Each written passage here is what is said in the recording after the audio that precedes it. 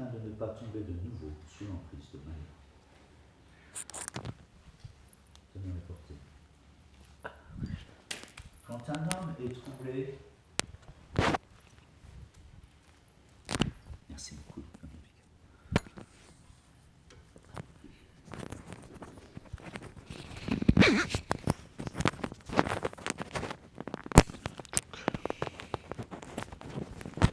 Quand un homme est troublé par des désirs en voyant une femme, ceux-ci augmentent de plus en plus, même après l'acte sexuel, quand il n'a plus de semences. Mais après l'acte sexuel, quand il n'a plus de semences, ses désirs diminuent. Le même principe agit sur Shiva. Il fut séduit par une très belle femme, Mohini Murti. Mais quand il eut perdu toute sa semence, il reprit ses sens et réalisa qu'il avait perdu la maîtrise de lui-même dès qu'il avait vu la jeune femme dans la forêt. Si l'on apprend à préserver sa semence en observant le célibat, on ne sera naturellement pas attiré par la beauté d'une femme. Si un homme peut rester brahmachari, il s'épargne beaucoup de problèmes liés à l'existence matérielle. Celle-ci se résume à la recherche du plaisir qu'apportent les relations sexuelles. Yan metunadi griyamedi shukam. Si l'on est averti de ce que représente la vie sexuelle et entraîné à préserver sa semence, on est sauvé du danger que fait courir l'existence matérielle. Ô Maharaj Parikshit, toi le meilleur d'entre les rois, quand Shiva eut perdu toute sa semence, il put réaliser comment il avait lui-même été victime de l'illusion créée par Dieu, la personne suprême. Aussi se reprit-il afin de ne pas tomber de nouveau sous l'emprise de Maya. Om Agyanatimirandasya Gyananjana Sarakaya Chatsurun Meritam Jena Tashme Shri Gurave Namaha Sri Chaitanya Manubhishtam Shtapitam Jena Bhutare Swayam Rupa Kadamayam Dadati Swapadantikam Vandeham Sri Guru Sri Juta Padakamaram Sri Guru Vaishnavam Cha Shri Rupam Sagrajatam Sahagana Ragunatam Vitam Tam Sajivam Sadvaitam Savadutam Parijana Saitam Krishna Chaitanya Devam Shri Radha Krishna Padam Sahagana Lalita Shri Vishakam Vitamsya E Krishna Karuna Sindhu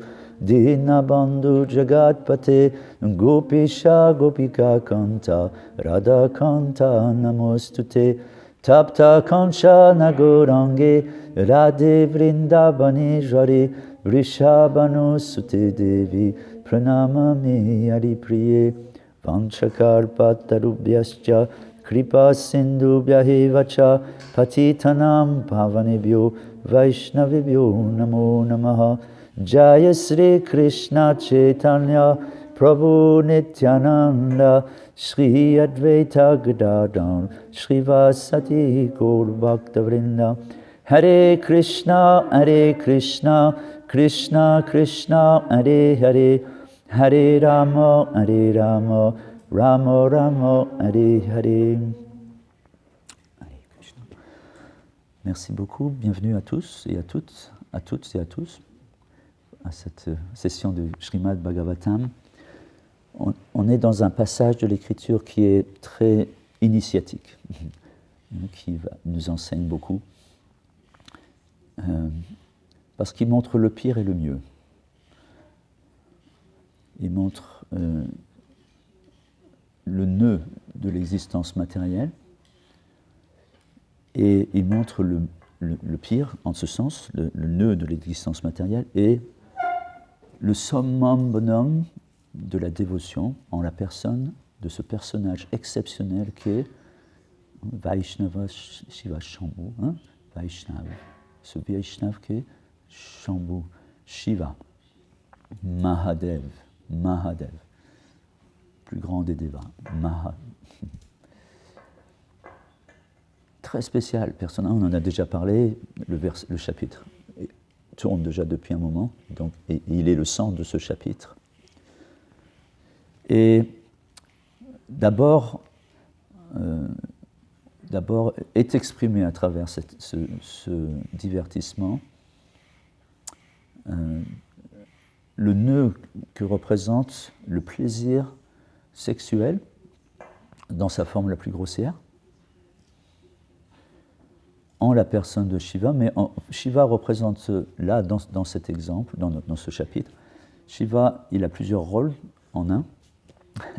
On va les voir, essayer de les voir, plusieurs aspects de ce divertissement. Et le premier aspect, c'est le côté, une mise en image, une illustration gravée pour l'éternité dans ce texte, des bassesses profondément ténébreuses de l'homme. Là, on ne parle pas que de l'être humain, on parle particulièrement de l'homme, sans grand H.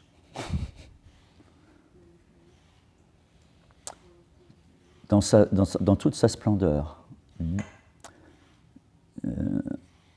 Très important à bien comprendre qui est l'homme. Un chasseur vorace. Un chasseur vorace de plaisir. C'est inné, c'est dans la nature matérielle. C'est injecté dans la nature matérielle. C'est dans le code ADN de chaque être, particulièrement de chaque homme, puisqu'il est,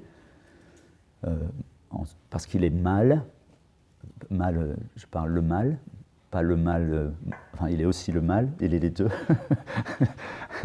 Dans ces cas-là, il est mâle, à tous égards. Il est le malin et le mâle. Parce que le mâle est constitué de cette manière qu'il a cette propensité à se reproduire, et c'est dans la nature. C'est dans la nature, c'est intrinsèquement dans la nature matérielle. La nature, les scientifiques l'étudient, dans la nature, les êtres, quels qu'ils soient d'ailleurs, ont une seule mission, maintenir l'espèce. Et pour ce faire, cette nature matérielle a été faite de cette manière, intrinsèquement. On ne peut pas y échapper. On voit chez les animaux sont, quand ils ne sont pas sous cette pression naturelle et normale, matériellement, c'est la norme, selon les saisons, selon des cycles, la lune, selon différentes configurations matérielles, quand ça se met en route, quand ils doivent se reproduire, ils n'ont pas le choix. Elles n'ont pas le choix. C'est parti. Et ça les rend fous, pratiquement parlant. Essayez de retenir un taureau qui est en plein besoin, en pleine nécessité. Ou les chiens, ou tous les animaux, les lions, les chats, tous les animaux. Évidemment, ça prend des formes plus importantes, plus féroces, ou plus selon la taille de l'animal, ou selon la puissance de l'animal.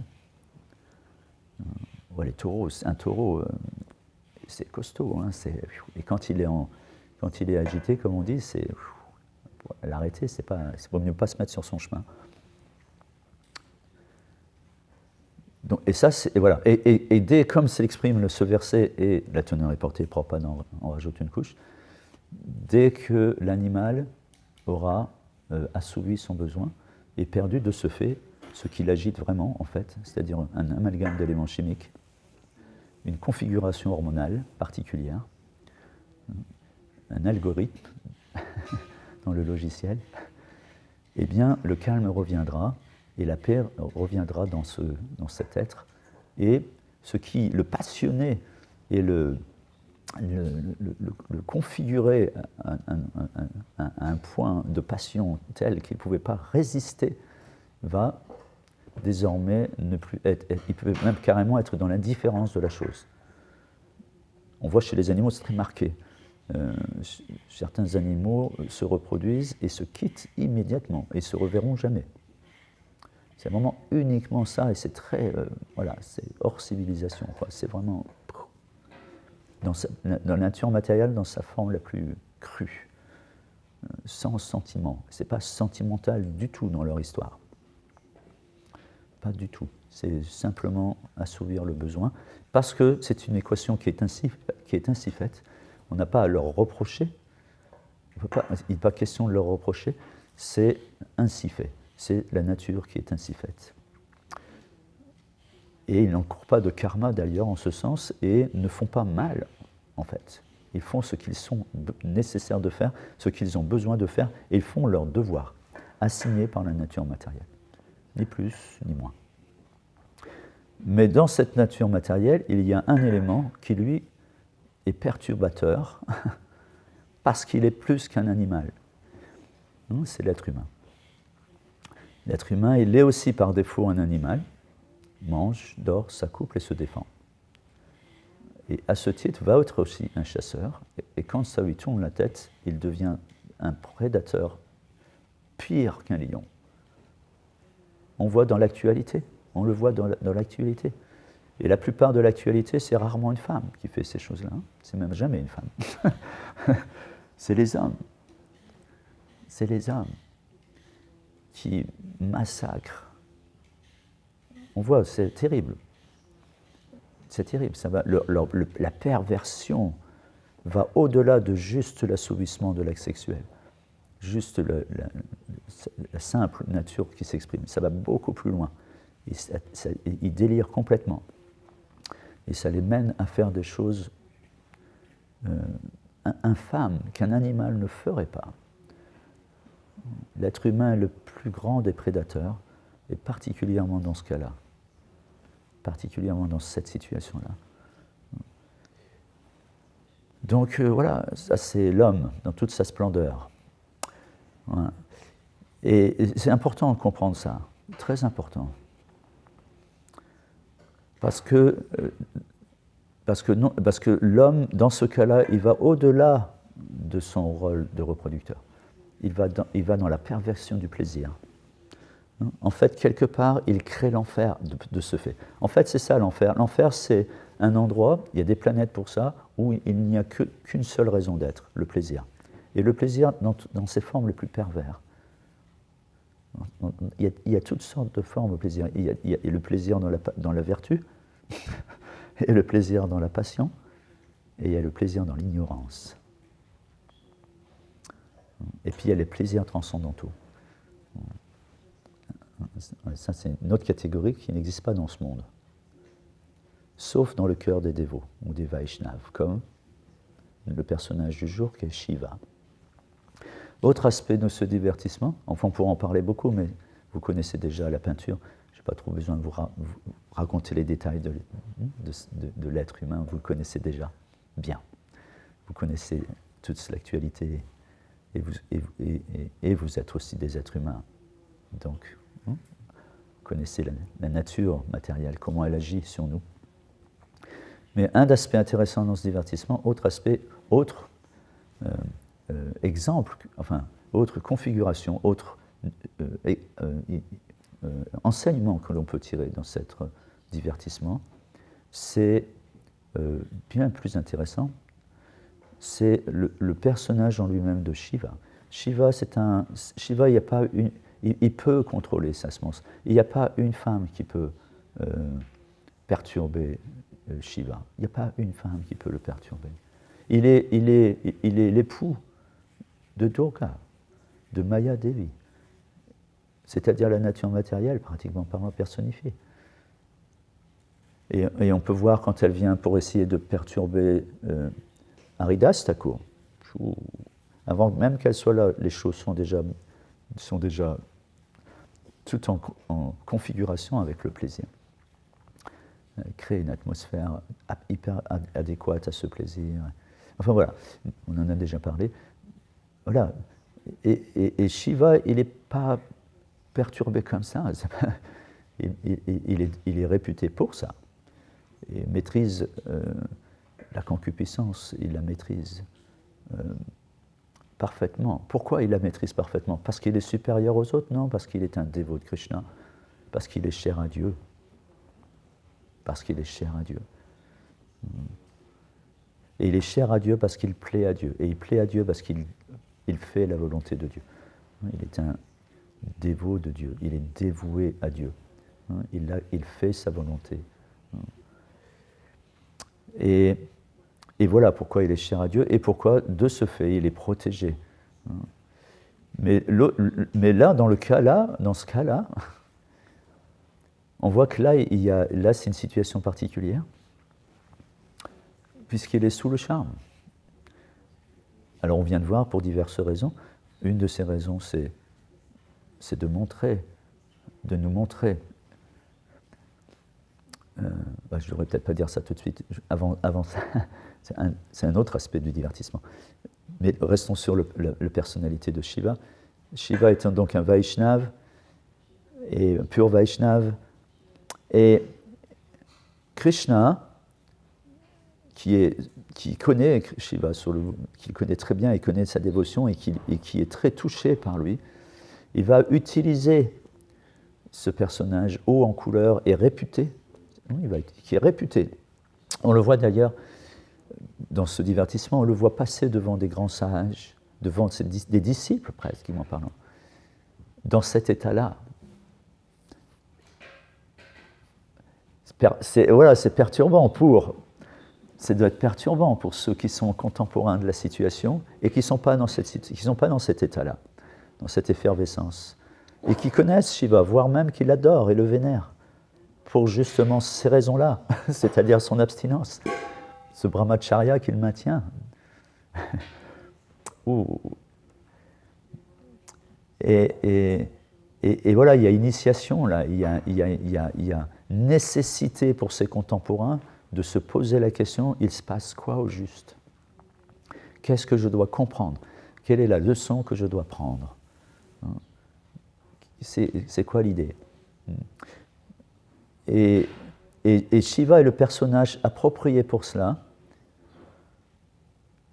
parce qu'il n'est pas sujet à cela. Parce que la conclusion du divertissement, que l'on doit, l'enseignement ultime de ce divertissement, c'est que Krishna est tout-puissant. Et qui que l'on soit, on n'a aucun pouvoir quand le Seigneur a décidé de nous mettre dans telle ou telle situation. Qui que l'on soit, que l'on veuille coopérer, comme c'est le cas de Shiva en fait. Shiva, il est abandonné au Seigneur, et c'est pour cela qu'il est choisi par le Seigneur pour ce divertissement et cet enseignement spécifique. Et qu'est-ce que je voulais dire? Et voilà, l'enseignement, c'est que Krishna est le suprême et que rien ne lui résiste. Personne ne peut lui résister. C'est la conclusion, en fait, que l'on peut tirer de ce divertissement. C'est que Krishna est le suprême et que qui que l'on soit, même Shiva qui est Mahadev, il est au-dessus des Devas parce qu'il n'est pas un être humain, il n'est pas Dieu, mais il n'est pas un être humain. On dit qu'il y a autant de différences entre Krishna et Shiva qu'il y a de différences entre le lait et le yaourt. Si vous analysez bien le lait, le yaourt, c'est pratiquement la même chose. C'est les mêmes ingrédients, en termes de chimiquement parlant, bactériologiquement parlant, c'est pareil. C'est la même chose. Mais pourtant, il y a une sacrée différence. Avec du lait, vous pouvez faire du yaourt. Avec du yaourt, vous ne pourrez jamais faire du lait.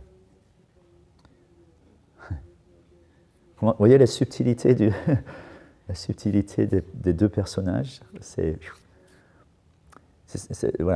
raffiné, c'est très intéressant. C'est les subtilités du monde spirituel. Donc voilà, personnage exceptionnel. Néanmoins, quand Krishna a décidé d'une chose, il n'a même pas vu la chose venir. Pourtant, ça lui a été presque il est presque au courant que ça va se passer. Il ne sait pas quand, mais il est déjà plus ou moins informé que ça va se produire. parce qu'il le désire. Il a désiré voir Krishna sous une forme féminine. Et Krishna n'a pas dit oui, d'accord, je vais exaucer ton désir. Il n'a pas dit ça, il est juste parti. Et il s'est passé un certain temps. Shiva, il a continué sa route avec son épouse. Autre situation voilà, anachronique. Il n'est pas tout seul, il est avec son épouse. Vaishnav avec son épouse. Et il oublie complètement son épouse pour cette fille. Complètement oublié. Il a tout oublié. Complètement flash, complètement pris par le divertissement, enfin pris par la puissance, par la Shakti de Maya, en fait. C'est intéressant cette notion aussi de... on ne peut pas dissocier Krishna, c'est-à-dire l'énergétique, de ses énergies. Ce n'est pas dissociable en fait. Même si dans un sens c'est dissociable. Dans un sens c'est dissociable. Parce qu'ils ne sont pas pareils, totalement. Par exemple, le soleil et le rayon de soleil, ce n'est pas dissociable. S'il n'y avait pas de soleil, il n'y a pas de rayon de soleil. Ce n'est pas dissociable. Mais en même temps, ce n'est pas pareil. Si on analyse le rayon de soleil, on va connaître que partiellement le soleil. C'est donc non dissociable, mais en même temps c'est différent. C'est pour ça qu'on parle d'énergie inférieure dans le cas de l'énergie matérielle. Mais en même temps, Krishna dit, c'est un verset très important de la Bhagavad Gita, Devi Esha Gunamayi Mama Maya Dolatirya Mamevam Yeplapadante Mayam Etantalantite. C'est un verset qu'on doit méditer parce qu'il est important. Il y a beaucoup de notions dans ce verset, même si c'est un verset un peu commun dans un certain sens, on le cite souvent, mais y revenir régulièrement, c'est intéressant. Comme beaucoup de versets. Beaucoup de versets sont profonds en fait. Et il y a différentes dimensions au verset. Et on peut découvrir encore et encore de l'enseignement à travers une grande quantité de versets.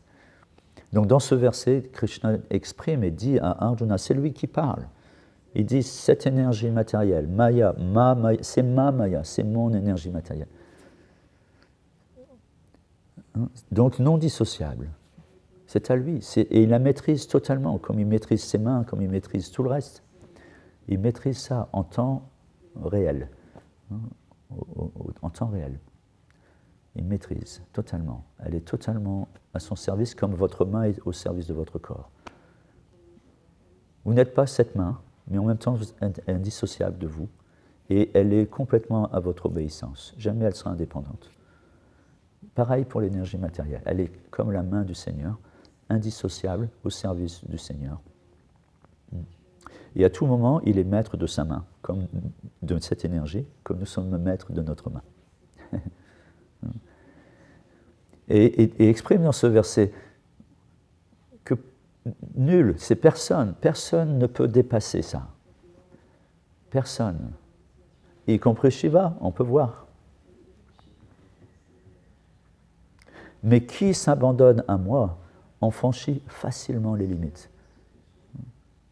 On peut comprendre, parce qu'il est le maître. Mais ce qu'il faut comprendre aussi dans ça, très important, et c'est ce que ce divertissement nous met en garde, c'est que ce n'est pas nous. Et là, tout le point est là.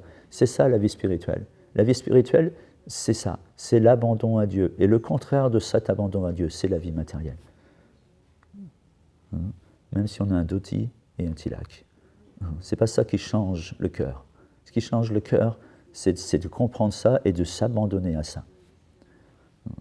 Parce que c'est Dieu, c'est Krishna qui fait le monde, c'est Krishna qui fait tout. Il est dans chaque atome, dans chaque molécule, dans le cœur de tous les êtres. Pas le moindre brin d'herbe ne bouge sans sa volonté.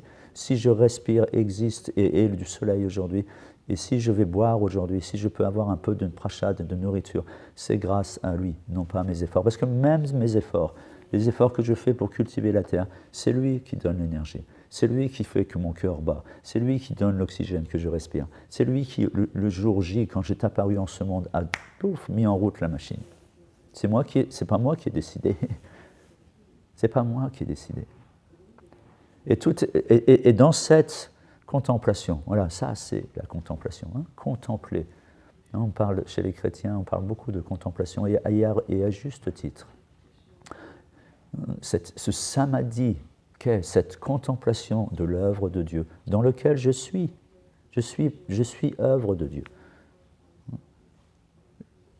Matériellement, spirituellement, quand on est dans cette contemplation, il n'y a plus de matériel spirituel, ça n'a plus de sens. Ça a du sens quand j'exploite la nature que Dieu me donne. Là, ça devient matériel, parce que je pompe cette énergie. Et parce que je la pompe, je la rends matérielle, parce que je la matérialise, parce que je l'exploite. On voit très bien, même les personnes qui sont un peu sensibles en ce moment, qui ne sont pas forcément des spiritualistes, mais qui sont un peu sensibles et qui regardent le monde et comment ils se comportent avec le monde, et comprennent, on est en train de la pomper, la mer. On est en train d'exploiter notre mer. On viole notre mer. Mère nature. On est tous enfants de la terre. Et on se comporte comme des saligots avec elle. On l'exploite. C'est un don de Dieu. C'est généreux de sa part. Pour que l'on puisse vivre notre trip, notre petite histoire de Dieu. Notre petite histoire. Petite, minable. Qui l'on est.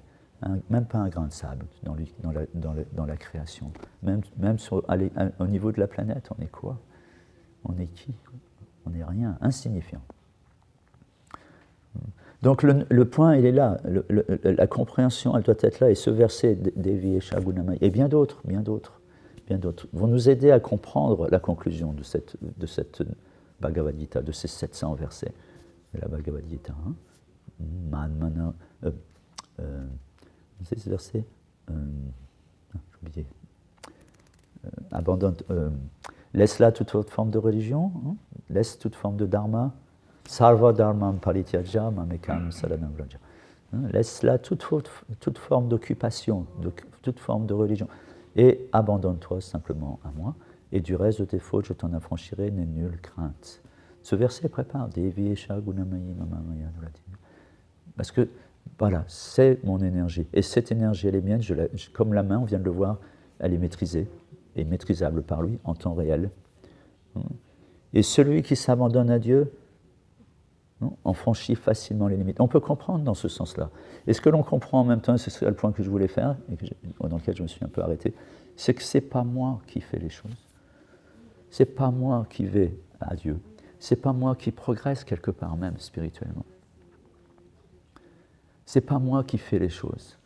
Observez bien, soyez dans cette contemplation, soyons dans l'analyse. Essayons de... Même, Prabhupada disait, la conscience de Krishna, c'est 99% de bon sens. C'est juste du bon sens. En étant à l'attention de Dieu, dans l'attention, c'est-à-dire dans l'observance, dans la contemplation, c'est vraiment le bon terme. Avec le désir évidemment de comprendre, avec le désir, et tout le point est là. Et c'est ça qui va nous relier, et c'est ça qui va nous faire progresser, et c'est ça qui va nous faire graduellement franchir les étapes qui nous graduellement, plus ou moins graduellement d'ailleurs, ça peut aller très vite, vont nous amener à toucher ce cœur du Seigneur. Le bonheur, il est là le bonheur en fait. Le bonheur, il est là, il est dans cette union avec l'absolu, d'être en yoga par la volonté, d'être en accord de volonté avec le suprême, c'est-à-dire coopératif avec son plan divin. Il ne s'agit pas de perdre son individualité, il ne s'agit pas de devenir un avec Dieu et d'y perdre son âme. Ce n'est pas ça l'idée, parce que ce n'est pas le plan du Seigneur, parce que le plan de Dieu, c'est d'aimer, parce qu'il est fait pour ça, par ça, il est fait que, il est ça, il est amour, Krishna. Doux et humble de cœur. Mais pour aimer, il faut être deux. Et voilà, il ne va pas se contempler dans un miroir et puis je m'aime. Ça apporte quoi? Vous avez essayé? Moi, ça ne marche pas. Il faut un autre, il faut être deux. Et Krishna, il est tellement grand, il est suprême. Param Brahman. Il est suprême.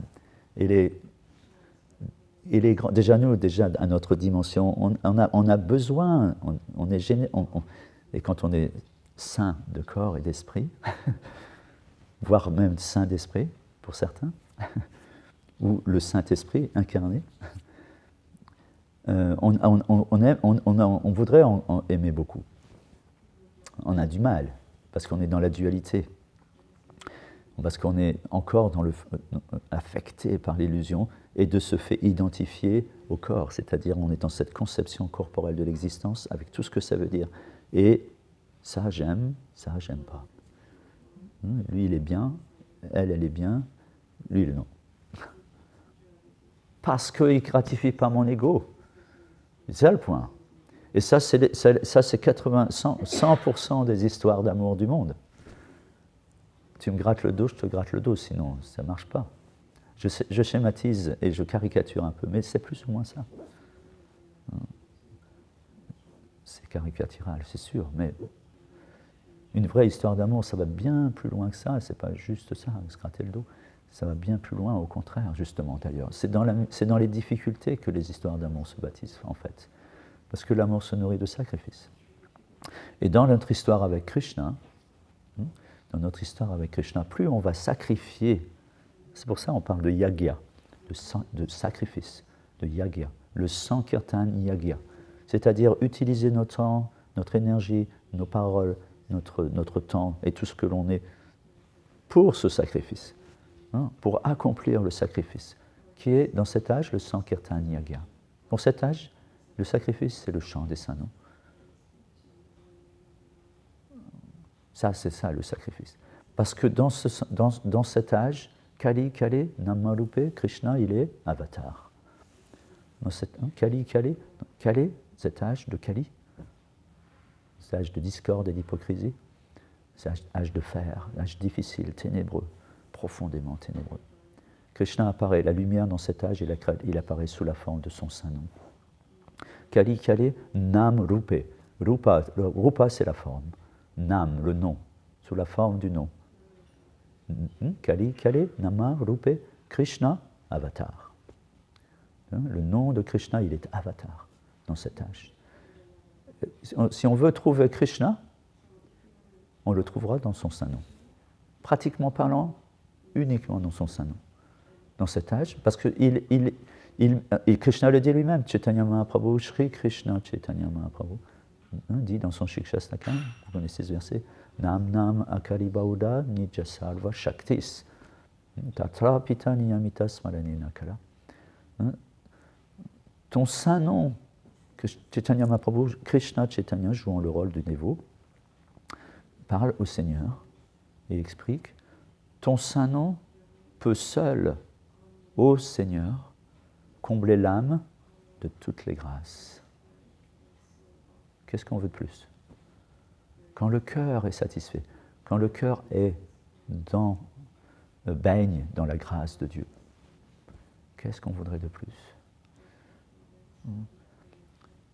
Ton saint nom peut seul, ô Seigneur, combler l'âme de toutes les grâces. Or, des noms sublimes, tu en possèdes à l'infini. Pour les chanter, aucune règle stricte. Dans ton infinie miséricorde, tu permets qu'on s'approche aisément de toi par le chant des saints noms. Et le verset qui précédait, c'est intéressant aussi. C'est ce verset soit vous connaissez le premier verset du Shikshastakam, excusez-moi, j'ai des petits problèmes de mémoire, l'âge aide à ceci. Gloire au Sankirtan. Gloire au Sankirtan. Gloire au Sankirtan, Yagya. Yagya, le sacrifice pour l'âge, Sankirtan. Gloire au Sankirtan. De nos cœurs, il balaie toutes choses impures accumulées au cours des âges. Parce qu'il est là l'obstacle, c'est ça qui nous empêche d'avoir. Et c'est pour ça qu'il y a une chronologie dans le Shikshastakam. Il y a une chronologie. Et cette chronologie, en 8 versets, en fait, si on analyse, c'est un peu comme des sutras, comme beaucoup de versets d'ailleurs que dit Krishna. C'est quadridimensionnel. Il y a plein de choses à apprendre dans chaque verset. Et dans ce Shikshastakam, il y a une chronologie. Qui nous amène du processus à la réalisation de ce processus, c'est-à-dire ce qu'est le pur amour pour Krishna. Ashlishya vapadaratam pinastumam adarshanam amamatam karotuva. Voilà. Parce que pour combler l'âme, ce service de dévotion, il doit être immotivé et ininterrompu. Total abandon, totale dépendance de Dieu. Donc on revient à ce verset. Devi Shagunamayi Mamamaya Dolatiyaya. On revient à ce verset qui nous permet de comprendre où je suis, où j'en suis et comment je peux voyager de cette énergie matérielle à l'énergie spirituelle. S'abandonner à Dieu, dépendre de Dieu. Ça, c'est spirituel. Tout le reste, c'est matériel et ce n'est pas l'habit qui va changer les choses. C'est vraiment une histoire de conscience. Et cette conscience culmine dans l'abandon à Dieu. Et ça, dans la conscience de Krishna. Cet abandon, cette totale dépendance, par une prise de conscience. Déjà, par la contemplation, on peut déjà observer combien on est dépendant de Dieu. On vient de le voir un peu en exprimant combien on a besoin de l'air que l'on respire, la nourriture, l'eau, le soleil, la terre que l'on va cultiver. Mais tout ça, tout est fourni par Dieu. Matériellement, tout est fourni par Dieu. Alors nous, on le dissocie, on fait une dissociation, on dit le monde matériel. Mais c'est le monde matériel parce que c'est le monde de l'homme. Mais quand on prend conscience de Dieu par ce processus simple, et qui est assez rapide de la conscience de Krishna, on prend conscience que non, c'est le monde spirituel. Devi Esha Gunamayi, c'est mon énergie. Elle est matérielle parce que vous la consommez, vous la prenez pour vous. Ça devient une énergie matérielle et elle vous sépare de Dieu, elle vous sépare de moi. D'ailleurs, je l'ai fait, ce plan, parce que vous voulez ça. Vous voulez être séparé de moi. Vous ne voulez plus me voir, alors j'ai fait un monde où vous ne vous trouverez jamais, parce que j'y serai pas là, sauf pour mes dévots. Les gens veulent voir Dieu, il n'y a aucune chance, il n'est pas là. Alors ça paraît contradictoire avec ce que je viens de dire, mais ce n'est pas contradictoire, parce que Krishna, il est comme ça. Et peut-être à un endroit et ne pas l'être en même temps. Krishna, il est comme ça, il est Achinta Veda Veda Tadva. Il est simultanément un et différent. Donc Krishna, il est totalement absent de ce monde. C'est le monde de l'homme. Mais pour le dévot, c'est ça le dévot, c'est ça la magie qu'arrive, la magie du dévot. Pur dévot, il transforme l'énergie matérielle en énergie spirituelle. Comment ? Très simplement, en le remettant en connexion avec le Suprême. C'est quoi la différence entre des pommes de terre que tout le monde cuisinera aujourd'hui ? Tout le monde, beaucoup de gens cuisinent des pommes de terre aujourd'hui, n'est-ce pas ? Sur du gaz, avec une casserole et une cuillère, de l'eau. C'est quoi la différence avec les pommes de terre que le dévot de Krishna va cuisiner aujourd'hui pour Krishna ? C'est quoi la différence ? C'est les mêmes pommes de terre, c'est la même casserole, c'est la même eau, la même cuillère, c'est le même corps, pratiquement parlant. C'est quoi la différence ? Pourquoi il y en a un, c'est matériel, et l'autre, c'est spirituel ? Si la base est la même. C'est quoi la différence ? C'est la conscience. C'est juste ça. La seule différence, c'est ça. Il y en a un qui le fait pour moi, il le fait pour lui, pour manger, pour le plaisir de ses proches, à la rigueur, mais qui est aussi son plaisir, quelque part. C'est toujours une histoire de plaisir, quelque part, toujours. Vous pouvez chercher dans tous les sens, retourner le truc dans tous les sens, le plaisir est partout. Même les grands humanistes, les grands ismes, les grands, les humanitaires. Vous pouvez chercher un petit peu, vous allez voir, moi est très présent. Ils sont très concernés. Même si ça semble être vers l'autre qui dirige ça, mais en fait, c'est moi. N'oubliez pas moi, une petite médaille, quelque chose. Mais même sans aller jusque-là, il y a un plaisir qui est pris. Le plaisir d'offrir. Certes, c'est très vertueux, c'est très louable, et on comprend. Néanmoins, il y a un plaisir à offrir. Sauf le dévot qui lui offre pour Krishna, et il offre beaucoup de choses pour Krishna, en l'occurrence les pommes de terre qu'il a cuisinées. Il le fait dans cette conscience, il est même conscient de tout. Il est conscient que la casserole, c'est le produit de l'énergie du Seigneur, que l'eau, elle est généreusement été offerte par le Seigneur, qu'il est incapable, lui, de produire de l'eau. Et que tous les éléments qui ont été réunis, y compris son intelligence pour le faire, son habilité à le faire, tout est fourni par le Seigneur. Il comprend ça aussi. Et en plus de ça, tout ça, il va essayer de coordonner tout ça, non pas pour son plaisir, mais pour le plaisir de Dieu. Ça, c'est spirituel. On n'est plus dans... Alors, quelles conséquences ça a? L'un s'enchaîne, celui qui cuisine des pommes de terre pour lui, ou pour sa famille, ou pour un isme, il s'enchaîne. L'autre se libère. Les grosses différences. Il y en a un qui fait karma, bon ou mauvais, après c'est toute une histoire, évidemment, mais pour un dévot, pour un spiritualiste, il n'y a pas de bon karma. C'est tout mauvais. Parce que ça enchaîne. Ça continue d'enchaîner. Le dévot, lui, il veut ne plus agir karmiquement parlant. Donc il agit pour Dieu et non plus pour lui. Et il se libère du cycle des morts et de renaissance. Il se libère et purifie son cœur en plus parce qu'il offre ce service au Seigneur. Et puis il va le faire avec amour et dévotion parce que ces deux ingrédients-là sont absolument nécessaires. Ce n'est pas juste dans une conscience quelconque. C'est la conscience que voilà, j'offre avec dévotion, avec amour et dévotion. Et plus il va y avoir de ces ingrédients-là, et plus le Seigneur va réciproquer avec cette personne. Parce que Krishna seul me conquiert et me trouble même, Krishna dit, seul me trouble, seul me conquiert et me trouble même l'amour et la dévotion pure. C'est tout. Il y a de la dévotion, Krishna regarde 108 préparations. Déjà, il y a un petit peu de dévotion quand même pour en faire 108. Et puis après, regarde s'il n'y en a pas un petit peu plus de dévotion. Et ce qu'il veut apprendre, c'est la dévotion. C'est pour ça qu'on retrouve l'offrande telle qu'elle est. Et parfois, les gens ils se disent, mais vous allez faire quoi juste parce que qu'est-ce qu'il a mangé, c'est toujours là. Mais Krishna ne se nourrit que d'amour et de dévotion. Il ne se nourrit pas de terre, d'eau, de feu, d'air et d'éther. Ça, c'est des ingrédients qu'il nous a donnés généreusement pour qu'on maintienne notre corps et que dans ce corps, on puisse devenir conscient de Dieu et qu'on puisse mettre de la dévotion dans ces éléments qu'on va amalgamer de diverses manières pour faire plein de préparations pour le plaisir de Dieu, pour son plaisir. Et ce plaisir sera dans l'amour et la dévotion qu'on aura laissé dans ces pommes de terre. Et ça, il va chercher. S'il y en a, il est extrêmement content et il va le prendre et on en sera gratifié. S'il n'y en a pas, il va voir ailleurs. Il reviendra quand il y en aura. Là. Et Shiva est le parfait exemple de ça. Il est complètement en abandon à Dieu. Il va être humilié par ce divertissement. Humilié. C'est une grande humiliation. Et il va le comprendre une fois que le divertissement sera fini, évidemment. Sinon, il ne le ferait pas.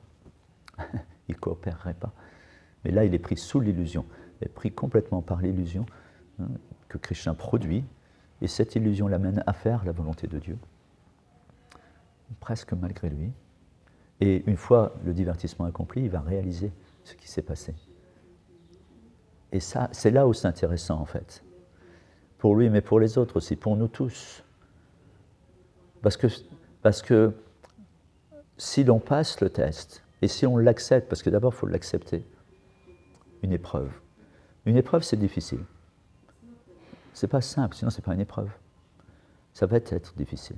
Mais on l'accepte, et on l'accepte pour le plaisir de Dieu, parce qu'on sait qu'il faut le faire, par devoir, ou pour le faire pour le plaisir de Dieu. Et ça va être, comme dans le cas de Shiva, peut-être ça va être très humiliant, cette histoire. Ou ça va être très difficile, d'une manière comme d'une autre, mais souvent c'est humiliant. Mais si on passe le test, ça va être remuant, ça va secouer, ça va être éprouvant, ça va être difficile pour l'ego, ça va être difficile pour beaucoup de choses, ça va être troublant même. Mais si on passe, voire même on va oublier peut-être, on va se dire, ou pas oublier Krishna, mais le voir d'une autre manière, Krishna, on va le voir. On peut être en colère à son égard, ou au moins, pourquoi tu me fais ça? Qu'est-ce que je dois comprendre? Et on passe le test de cette manière. Et